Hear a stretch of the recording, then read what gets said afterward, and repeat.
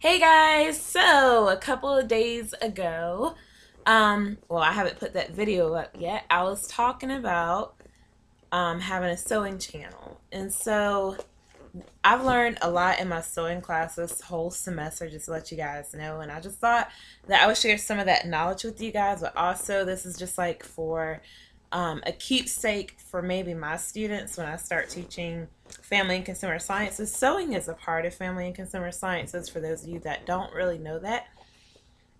But it also involves other things like learning about cooking, nutrition, parenting, marriage, family. All of those things are interconnected with this degree. So, I just want to do a basic introduction to sewing, kind of get you familiar with all the different tools you use while sewing, which is very important before you even start sewing. And if I have time today, I will try to give you the anatomy of a sewing machine. I don't have a sewing machine, but this book right here, which is what I recommend getting, the Sew Everything Workshop book, has the anatomy of the sewing machine inside of this book. Even though I don't have this, well, okay, I do have this old sewing machine right here. I could probably show you some things or two on this machine if I have time. Most of the things I can, yeah, there's some that machine is built differently. I'd rather have one of the more updated machines because this is a machine that my mom had when she first got married, which is probably in the 70s. And I'm a 20th century girl. So, yeah, I do better with things that I know really well. Like the machines that they create today are so much different than these machines. So, what I will do is just kind of introduce you to this book. This book has 25 fabulous original designs and it includes 10 patterns. It is by Diane Rupp. This is a book I used the whole semester. You can find this on Amazon for like $30 or $15 maybe. I don't know. I got it from my school bookstore. I paid about $30 for it. When you first open up the book, it has the patterns on this side.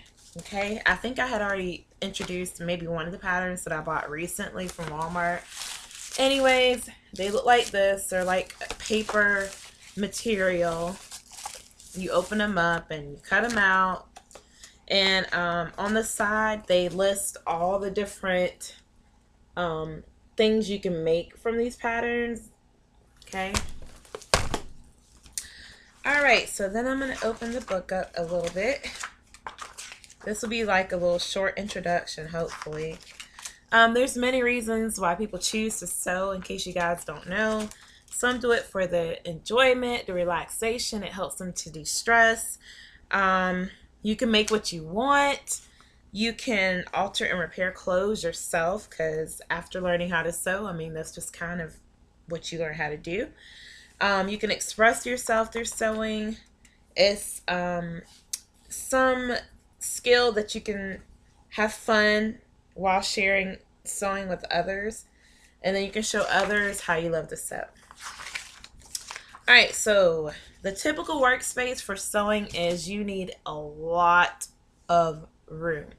You need to have a big table or a desk that you can put the sewing machine at that will give you a lot of room to sew your material.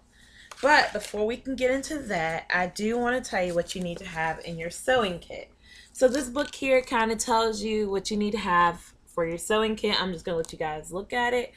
I have a box of materials that I have from my grandmama's house. She's no longer living, but this was her sewing kit I was able to get from her house. And I'm going to show you some of the things that she has in there and how it correlates with things we have here. All right, so this is on page 14 in the book, if you get this book, okay?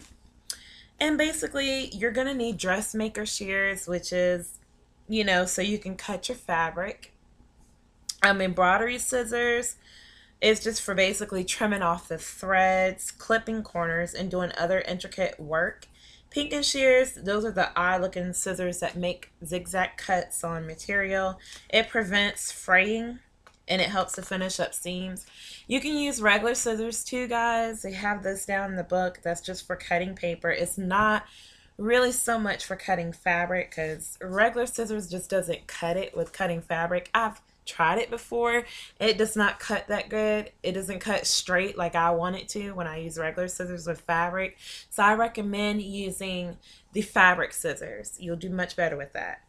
All right, so the next thing would be is you need some type of ruler, a sewing ruler at the top. It looks like a grid line right there. That's a sewing ruler, and it helps you to measure and mark your fabric much easily. And then it's flexible, and it also can be a big help when altering clothing or making changes to the patterns. The cloth tape measure. It looks pretty much like this.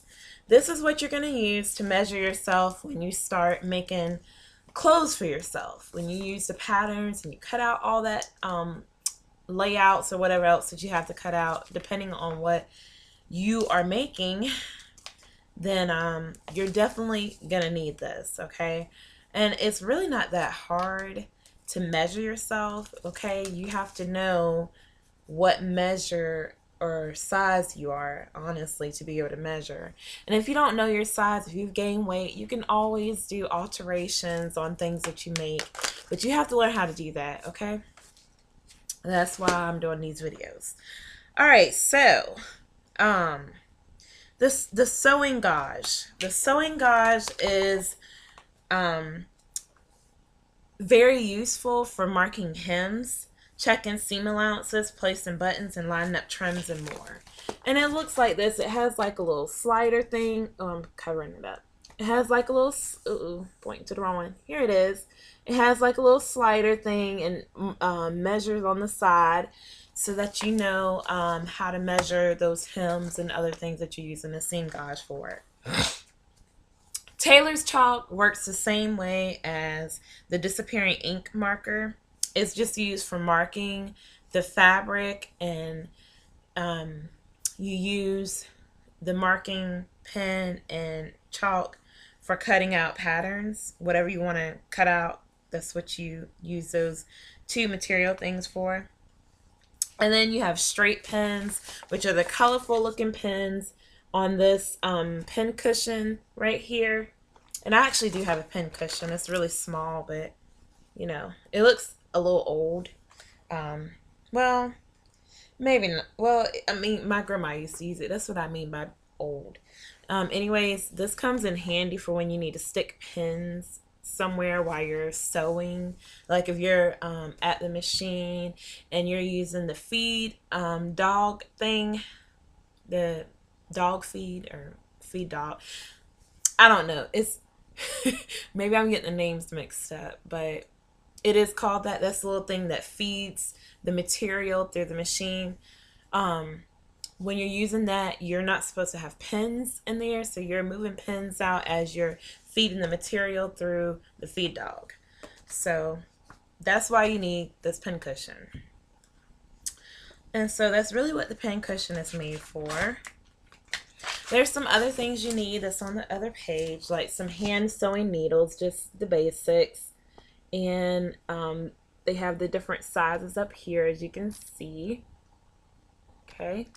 And then you also need thread, and as you can see at the bottom, that's what the thread looks like. And I actually have a lot of thread in this container. My grandmother was actually a seamstress when she was my age or older. She was a seamstress. This is all the thread. Like, she has a lot of thread in here, y'all. Like, craziness, right? And like, she got good deals for some of her threads. Oh, let me introduce something else to you guys. When you're using a sewing machine, this is called a bobbin. Hopefully you can see it. They have them in metal and they have them in plastic. And you use this to, you're going to thread this up as well in the sewing machine. It's hard for me to explain this to y'all without actually showing you what I mean by that. But anyways, in time, I will show you what I mean. Okay? So, you're going to also need a seam ripper. And that's what the seam ripper is right there. This is what you use to take out your threads of material. If something's gone awry or wrong while you're sewing, if it's not the stitch that you wanted, that seam ripper is very helpful in taking those stitches out so you can start over again. And trust me, yes, I have had to do that multiple times while I was sewing things in class, because you want things to look perfect when you're sewing something. You want it to look professional. So I've had to do that a couple times. It is a pain in the butt having to do it, but it makes your product or finished material look so much better instead of a hot mess with, you know, stitches going everywhere, crookedness. And yes, you will get frustrated from time to time with sewing. That is the natural process, because you might do something wrong. You might have to start over again. Well, anyways, that's just a natural process. Okay, so another thing you might need is a steam iron. And on the side, you can see that's a steam iron. This is probably one of the most expensive irons that you will ever buy. And of course, you need an iron board to support your material as you're ironing it. You need a magnetic seam guide. And this is basically like a straight edge. It's that metal bar looking thing right below. That is what a magnetic seam guide is. And it actually helps to keep the fabric straight as you're sewing. And it creates a perfect seam line for you every time. And then you would probably need a press cloth. It's a protective piece of fabric that you lay across good fabric when you're pressing, and it shields it from direct heat from the iron. A good rule of thumb is you might want to get a sewing box for all your materials that you would like to use for sewing. Okay, and guys, that's going to be it for part 1 of the sewing basics. So thank you for watching. Leave your comments below, and don't forget to subscribe to my channel. And guys, whenever I get my sewing machine, I'll be able to show you so much more. Part 2 will probably be me talking about the anatomy of the sewing machine. So stay tuned for that video. Share this video over to social media with your friends and family members. And thank you so much for watching. Oh, and if you want to leave a video response, that's fine. Just some of the things that I've been talking about. You can even research so much more stuff on sewing. They actually have more sewing material than what this book listed, like a rotary cutter. They have Dressmaker, the ruler thing that I'm thinking of, Dressmaker's ruler, yeah. They have D-rings, all that stuff. If you go to the fabric store like Hancock's Fabrics, Joann's Crafts, I mean, they have a whole lot more materials and tools that I'm talking about with you guys. And yes, they sell fabric anywhere besides a fabric store. Walmart has fabric in the stores as well. Well, anyways, I'm going to end this video. Sorry I made it longer than what I needed it to be. And yeah, stay tuned for part 2, guys. Bye.